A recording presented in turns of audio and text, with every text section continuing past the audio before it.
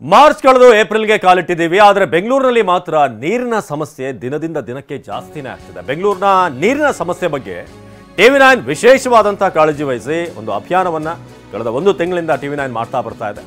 ಅದರ ಮತ್ತೊಂದು ಎಪಿಸೋಡ್ ಇವತ್ತು ನಾವು ನೋಡಬಹುದು. ಉಳ್ಳಾಳ ಉಪನಗರದಲ್ಲಿ ಕಾವೇರಿ ನೀರು ಬರ್ತಾ ಇಲ್ಲ, ಇನ್ನು ಬೋರ್ವೆಲ್ನಲ್ಲಿ ಕೂಡ ನೀರಿಲ್ಲ.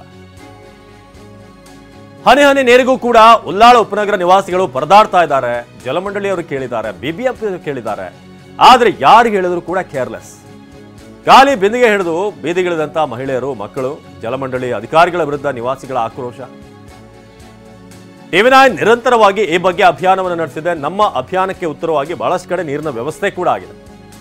ಬೆಂಗಳೂರಿನ ಜಲಕ್ಷಾಮ ನೀಗಿಸೋದಕ್ಕೆ TV9 ಅಭಿಯಾನ. ಈ ಭಾಗದ ಅಧಿಕಾರಿಗಳಿಗೂ ಕೂಡ ನಾವು ಹೇಳೋದು ಅದೇನೆ, ದಯವಿಟ್ಟು ನೀರಿಗೆ ವ್ಯವಸ್ಥೆ ಮಾಡಿ. ಯಾಕಂದ್ರೆ ಮನುಷ್ಯನಿಗೆ ಬೇಕಾಗುವಂತ ಬೇಸಿಕ್ ನೀಡ್ಗಳಲ್ಲಿ ನೀರು, ಬಟ್ಟೆ, ಆಹಾರ, ಇದಕ್ಕೊಂದು ಮನೆ, ಇವೆಲ್ಲವೂ ಕೂಡ ಬೇಸಿಕ್ ಆಗಿರುವಂಥದ್ದು. ಅಂಥದ್ರಲ್ಲಿ ನೀರೇ ಇಲ್ಲ ಅಂತ ಹೇಳಿದ್ರೆ TV9 ಉಳ್ಳಾಳ ಉಪನಗರ ಜನರ ಸಂಕಷ್ಟ ಏನು, ನೀವಲ್ಲಿ ಅವರ ಮಾತುಗಳಲ್ಲಿ ಕೇಳಬಹುದು, ಅವರ ಏನು ಹೇಳ್ತಿದ್ದಾರೆ.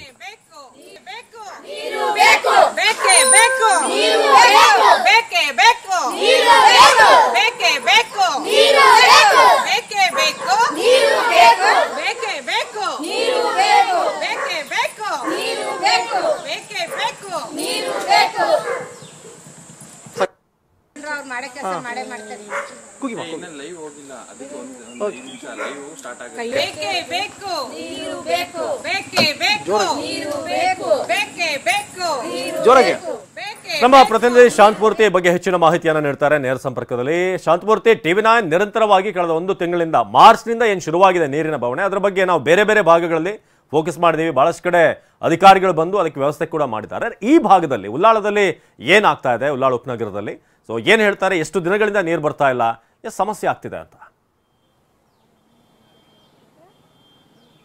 ಎಸ್ ಅವಿನಾಶ್, ಈಗಾಗಲೇ ಏನು ಬೆಂಗಳೂರಿನ ಬಹುತೇಕ ಭಾಗಗಳಲ್ಲಿ ನೀರಿಗೆ ಹಾಹಾಕಾರ ಶುರುವಾಗಿತ್ತು. ಈ ಬಗ್ಗೆ TV9 ಕೂಡ ನೀರಿಲ್ಲ ಅನ್ನೋ ಅಭಿಯಾನದ ಮೂಲಕ ನಿರಂತರವಾಗಿ ವರದಿಯನ್ನು ಬಿತ್ತನೆ ಮಾಡ್ತಾ ಇತ್ತು. ಅದೇ ರೀತಿಯಲ್ಲಿ ನಾನೀಗ ಮಂಗನಹಳ್ಳಿ ಕ್ರಾಸ್ನ ಬಳಿಯಲ್ಲಿದ್ದೇನೆ. ಅಂದರೆ ಉಳ್ಳಾಳ ಉಪನಗರದ ಸಮೀಪ ಇರತಕ್ಕಂಥ ಮಂಗನಹಳ್ಳಿ ಕ್ರಾಸ್ನಲ್ಲಿ ಇದ್ದೀನಿ. ಇಲ್ಲಿ ಜನ ನೀರಿಗಾಗಿ ನಿತ್ಯ ಹಾಹಾಕಾರವನ್ನು ಅನುಭವಿಸ್ತಾ ಇದ್ದಾರೆ.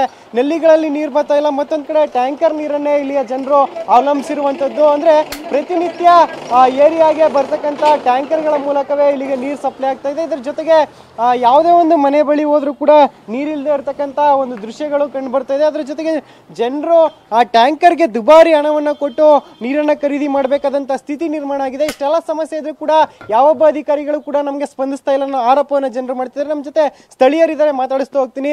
ಮೇಡಮ್, ನಿಮ್ಮ ಏರಿಯಾದಲ್ಲಿ ನೀರಿಗೆ ಎಷ್ಟು ಸಮಸ್ಯೆಯನ್ನು ಅನುಭವಿಸ್ತಿದ್ದೀರಾ, ಅಧಿಕಾರಿಗಳು ಸ್ಪಂದಿಸ್ತಾ ಇದ್ದಾರಾ ಅಂತ?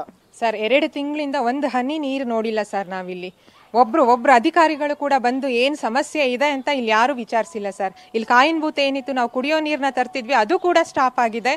ಕುಡಿಲಿಕ್ಕೂ ನೀರಿಗೆ ಬಹಳ ಕಷ್ಟ ಆಗಿದೆ ಸರ್. ಒಬ್ರು ಅಧಿಕಾರಿಗಳು ಬಂದಿಲ್ಲಿ ನಮ್ಗೆ ಏನಾಗ್ತಿದೆ ಏನು ಅಂತ ಕೇಳ್ತಿಲ್ಲ. ಟ್ಯಾಂಕರ್ ಅಲ್ಲಿ ನೀರು ಒಡಿಸ್ಕೊಳ್ಳೋಣ ಅಂದ್ರೆ 1500 ರೂಪಾಯಿ ಇದೆ ಸರ್. ಇವತ್ತು ನಾವು ಟ್ಯಾಂಕರ್ಗೆ ಹೇಳಿದ್ರೆ 3 ದಿನ ಆಗುತ್ತೆ ಆ ಟ್ಯಾಂಕರ್ ನೀರು ಬರ್ಲಿಕ್ಕೂ. ಅಷ್ಟು ಇಲ್ಲಿ ಕಷ್ಟ ನಡೀತಿದೆ ನೀರಿಗೆ. ಆಮೇಲೆ ಎಲ್ಲರನ್ನು ಒಂದೇ ಇದರಲ್ಲಿ ಸ್ಥಿತಿಲಿ ಇಲ್ಲ ಸರ್. ಬಡತನದಲ್ಲಿರೋ ಅಂತ ಜನಗಳು ಇದ್ದಾರೆ. ಎಲ್ಲ 1500 ಕೊಟ್ಟು ನಾ ನೀರು ಹೊಡಿಸ್ಕೊಳ್ಳೋ ಸ್ಥಿತಿಲಿ ಖಂಡಿತ ಇಲ್ಲ. ಅದನ್ನು ಕೂಡ ಈ ಅಧಿಕಾರಿಗಳು ಗಮನಿಸ್ಬೇಕು, ಬರ್ಬೇಕು, ಇಲ್ಲಿ ಬಂದು ಈ ಜನರದ್ದು ಏನ್ ಪರಿಸ್ಥಿತಿ ಇದೆ ಎಲ್ಲ ನೋಡಿ ವಿಚಾರಿಸಿ ನಮ್ಮ ನೀರಿನ ಸಮಸ್ಯೆ ಏನಿದೆ ಅದನ್ನ ಅವ್ರು ಬಗೆಹರಿಸ್ಕೊಡ್ಬೇಕು ಸರ್. ಅಮ್ಮ, ಈಗ ನೀರಿಲ್ದೇ ಇರೋದ್ರಿಂದ ಪ್ರತಿನಿತ್ಯ ಕೆಲಸ ಕಾರ್ಯಗಳಿಗೂ ಕೂಡ ಸಮಸ್ಯೆ ಆಗ್ತಾ ಇದೆ. ಎಷ್ಟು ಸಮಸ್ಯೆ ಆಗ್ತಿದೆ ಅಂತ? ತುಂಬಾ ಸಮಸ್ಯೆ ಅಂದ್ರೆ ಹೇಳಕ್ ಆಗದೆ ಇರೋಂಥದ್ದು ಸಮಸ್ಯೆ. ನಾವು ಓನರ್ ಆದ್ರೂ ಬಾಡಿಗೆ ಅವ್ರು ಇರ್ತಾರೆ, ಅವ್ರಿಗೂ ಎಲ್ಲ ನಾವೇ ನೀರು ಕೊಡಬೇಕು, ದುಡ್ಡು ಕೊಡೋಕ್ಕೂ ಅವ್ರಿಗೂ ಕಷ್ಟ ಇದೆ. ನಮಗೆ ಕೇಳಕ್ಕೆ ಬಾಯು ಬರ್ಬೇಕಲ್ಲ. ತುಂಬ ಕುಡಿಯೋಕ್ಕಂತೂ ಒಂದು ತೊಟ್ಟು ನೀರಿಲ್ಲ, ತುಂಬ ಸಮಸ್ಯೆ ಆಗಿದೆ. ಚುನಾವಣೆ ಟೈಮಲ್ಲಿ ಮಾತ್ರ ಬರ್ತಾರೆ ಜೈಕಾರ ಹಾಕ್ಕೊಂಡು ಮಾಡಿ ನಮಗೆ ಕೊಡಿ ಅಂತ. ಯಾರೊಬ್ಬರೂ ಬರೋದಿಲ್ಲ. ಮಂಗನಹಳ್ಳಿ ಕ್ಲಾಸ್ ವಿಶ್ವೇಶ್ವರಯ್ಯ ಲೈವ್ ಇದು ತುಂಬ ಕಷ್ಟ ಆಗಿದೆ. ಅವ್ರು ಯಾರ್ಯಾರು ಅಧಿಕಾರಿಗಳು ಬಂದು ವಿಚಾರಿಸ್ಕೋಬೇಕು, ಒಬ್ಬರು ಬರೋದಿಲ್ಲ. ಚುನಾವಣೆ ಟೈಮಲ್ಲಿ ಮಾತ್ರ ಎಲ್ಲ ಬರ್ತಾರೆ, ಓಟ್ ಹಾಕಿ ಅಂತ. ತುಂಬ ಪರಿಸ್ಥಿತಿ ಹದಗೆಟ್ಟಾಗಿದೆ ತುಂಬ. ಇದಿಷ್ಟು ಇಲ್ಲಿಯ ಸ್ಥಳೀಯ ನಿವಾಸಿಗಳು ಹೇಳ್ತಾರಂತ ಮಾತು. ಒಟ್ಟಿನಲ್ಲಿ ಒಂದ್ ಕಡೆ ಆ ಟ್ಯಾಂಕರ್ ನೀರನ್ನ ದುಬಾರಿ ದುಡ್ಡು ಕೊಟ್ಟು ತರಿಸ್ಕೊಳ್ಳುವಂತ ಪರಿಸ್ಥಿತಿ ಇದೆ. ಇದ್ರ ಜೊತೆಗೆ ನಲ್ಲಿ ನೀರಿನ ಜೊತೆಗೆ RO ಪ್ಲಾಂಟ್ಗಳು ಕೂಡ ಬಂದಾಗಿರುವಂತದ್ದು ಜನರಿಗೆ ಮತ್ತಷ್ಟು ಸಮಸ್ಯೆಯನ್ನ ತಂದಿಟ್ಟಿದೆ. ಸದ್ಯ ಅಧಿಕಾರಿಗಳು ಇನ್ನಾದ್ರೂ ಎಚ್ಚೆತ್ತುಕೊಂಡು ಈ ಭಾಗದ ಜನರಿಗೆ ಬಂದಿರತಕ್ಕಂತ ನೀರಿನ ಸಂಕಷ್ಟವನ್ನ ಪರಿಹರಿಸ್ತಾರ ಅನ್ನೋದನ್ನ ಇನ್ನಷ್ಟೇ ಕಾದು ನೋಡ್ಬೇಕಿರುವಂತದ್ದು. ಅವಿನಾಶ್, ಧನ್ಯವಾದ ಶಾಂತಮೂರ್ತಿ.